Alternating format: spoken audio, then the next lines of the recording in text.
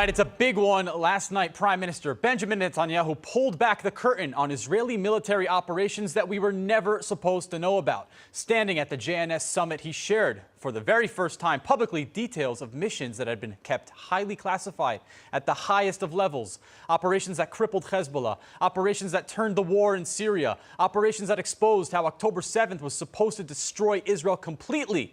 And for the first time, we get a little piece of the action. Let's dive into it. One of the wildest operations probably in history was the Beeper attack against Hezbollah. For years, Hezbollah has been hiding rockets and ballistic missiles inside civilian homes across southern Lebanon. Garages, bedrooms, schools, entire neighborhoods were turned into underground arsenals. Nasrallah was under the impression that hiding weapons among their civilians would stop Israel from finding a way to get to them. Oh, how they were wrong. Here is the genius of the Israeli Mossad in action.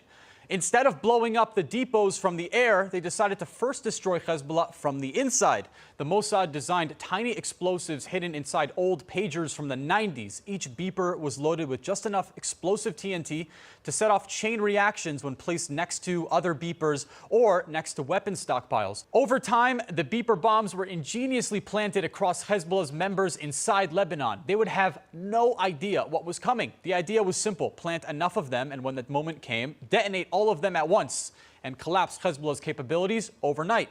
But Bibi at the speech said he was skeptical. He was like, is this really going to work? He asked the Mossad. So in true Israeli fashion, they handed him a beeper in his office, and he threw it hard at the wooden cabinet next to him. It exploded, leaving a dent in the woodwork. Okay, he said, I get it now. It works. So they began planning. Bibi then shared that just as the operation was a few weeks out, Israeli intelligence picked up a critical piece of information. Hezbollah had begun to grow a bit suspicious. Nothing crazy just yet, because their members were still holding on to these pagers. But Hezbollah decided to be careful and sent a few pagers to Iran for analysis. Now, if Iran figured out that these pagers were really tiny bombs, the entire Mossad plan would be exposed. The opportunity, which took God knows how long to plan and implement, could be lost forever. Can you imagine how difficult it is to end up in a situation where all of your sworn enemies are carrying your explosives in their pocket? Netanyahu, worried that the operation would be lost if they didn't act immediately, ordered that the operation launch early, before Iran could scan the devices and ruin everything. Within hours, Israel activated the strike. Israeli cyber teams hijacked Lebanese TV and radio stations. They broadcasted evacuation warnings directly into Hezbollah towns, telling civilians to leave immediately. Now, most civilians didn't know why, but many listened. This is the power that Israel has, even in Lebanon.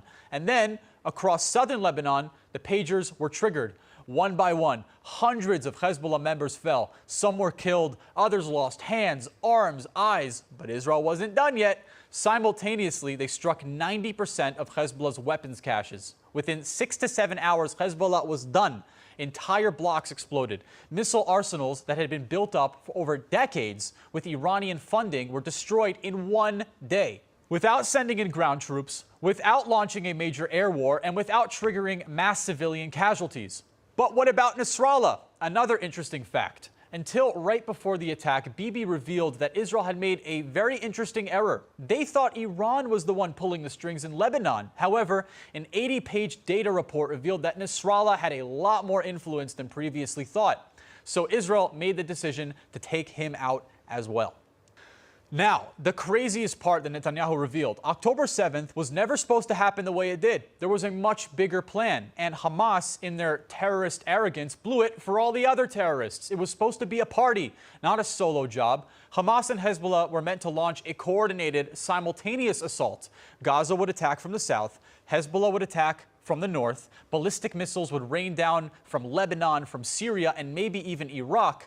The goal was to overwhelm Israel on every single front and erase the country in one historic blow, once and for all. But the God of Israel, he said no. Hamas jumped the gun. Sinwar couldn't wait. Terrorists don't learn patience in terror school. He launched the attack from Gaza early without telling Hezbollah. Hezbollah was like, man, why didn't you tell us? Hamas threw off the whole plan. Hezbollah wasn't ready yet. Iran wasn't ready yet. Instead of a synchronized two-front invasion, Israel was hit from Gaza alone. And even though October 7th was horrific, and we can never downplay the devastation of that day, It was only a fraction of what had been intended. Safe to say, God protected Israel as he always does. Now, Netanyahu also revealed how Israel destroyed most of Assad's military in Syria without a formal war. During Syria's civil war, Assad was only able to survive because of Hezbollah. Every time Assad needed help, Nasrallah sent thousands of fighters to Syria to back up Assad. But after Israel assassinated Nasrallah and then Naim Qassem, Hezbollah's number 2 man, Hezbollah was completely crippled. So when the modernized Taliban, aka HTS, was ravaging Syria in December of 2024 to overthrow the Assad regime, Assad had no backup. Iran even tried to send elite airborne divisions to rescue Assad, but Bibi revealed that Israeli F-16s intercepted the Iranian flights and turned their planes back. Incredible. With no reinforcements and Assad gone, Israel then launched a covert air campaign that destroyed 90% of Assad's army's weapon stockpiles. Tanks, ammunition, missiles, gone. Israel then seized new strategic positions on Mount Hermon, securing the high ground and even better positioning all around. Simply amazing. Israel gained better position, a weakened enemy, and now Jolani even says that peace with Israel isn't off the table. Isn't it nice to be a fly on the wall in Bibi's covert security world?